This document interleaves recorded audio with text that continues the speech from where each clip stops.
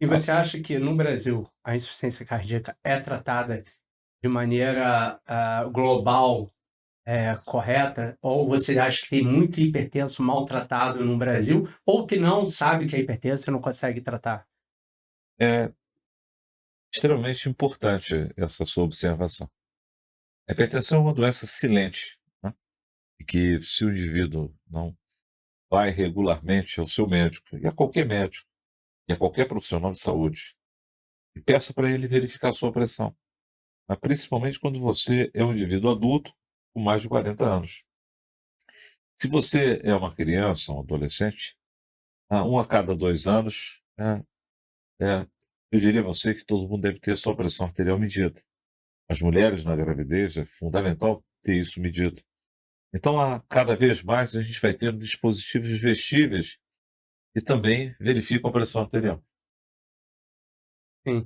E além da pressão arterial, o que que a gente pode colocar mais aí de Sim, risco? a coisa importante, a obesidade, diabetes, né, a hipercolesterolemia, ou seja, causando acúmulo de gordura e levando o risco de infarto, e, é claro, alguns fatores genéticos. Eu diria a você que 1/5 das insuficiências cardíacas pode ter uma causa, genética, né. Então, cada vez mais a gente tem acesso hoje aos testes genéticos. Nós na UF trabalhamos em parceria com o Instituto Nacional de Cardiologia, num estudo chamado Renômica, né, e no nosso ambulatório de cardiogenética. Hoje a genética está disponível em vários laboratórios. A gente tem a oportunidade de trabalhar com Marcelo Bittencourt no DASA, trabalhando com esse aspecto. E eh, a gente trabalha também hoje, né, cada vez mais, avaliando fatores inflamatórios, as miocardites, né, que é uma coisa que no Covid teve muito caso, mas independente do Covid, várias condições virais e, obviamente, na América Latina, né, o seu programa hoje é ouvido, não só aqui no Brasil, mas fora do Brasil, e muitas pessoas hoje migram para o Brasil também, principalmente de países sul-americanos. Então, a doença de Chagas é hoje um problema ligado a migrações, fenômenos migratórios, e um grave problema na América Latina. E, obviamente, causa uma inflamação no coração. E as doenças autoimunes, né, que podem causar também inflamação no coração e levar à insuficiência cardíaca. Então, esse é um ponto importante. A gente tem a genética, a inflamação e fatores como álcool, obesidade, doença coronária. E eu diria a você, o grande fator, que é uma das razões da nossa luta, é a hipertensão arterial. Então, pelo que eu vi, grande parte dos fatores de risco a gente consegue controlar, né? A gente, teoricamente, se identificado precocemente, a gente consegue, numa política de saúde bem feita, a gente consegue reduzir a incidência da insuficiência cardíaca. Essa é uma perspectiva, mas as projeções até 2030 é um aumento de mais de 25%. Isso antes da pandemia. Você imagina na pandemia quantas pessoas se tornaram obesas, hipertensas, mal controladas, estressadas, né? Fumando, né? Hoje tem o cigarro eletrônico, que é um problema também preocupante de saúde pública, a droga adição. Então a gente, infelizmente, a gente não tem uma perspectiva desse problema diminuir, né? A gente tem uma visão que ele possa aumentar.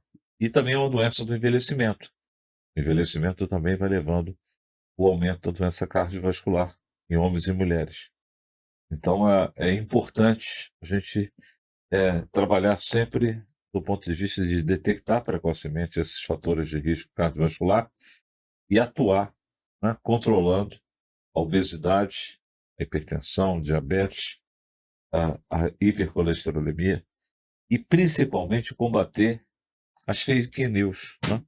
Existe muita, enquanto o seu programa, né, e seu compromisso tem sido trazer aqui as grandes personalidades comprometidas com a ciência, a gente ainda vê muita coisa inapropriada, como se preocupar de forma excessiva com coisas que efetivamente não têm nenhum sentido, né? Ou seja, achar que estatina, por exemplo, possa causar câncer, Alzheimer. e quando na realidade é um medicamento extraordinário, e fundamental para a prevenção cardiovascular. Diminui morte cardiovascular, né? A gente tem uma diminuição de mortalidade com o uso da estatina, né? E regride placas ateroscleróticas. Então, você que é um estudioso na área de termogênese, e principalmente usar a termometria para o diagnóstico de doença cardiovascular, sabe que placas inflamadas têm uma termometria aumentada. E quando você pega uma placa na carótida, né, e utiliza estatina, 70% delas regridem ou estacionam em 2 anos, com as estatinas de alta potência. Quando a gente fala regredir, não quer dizer zerar.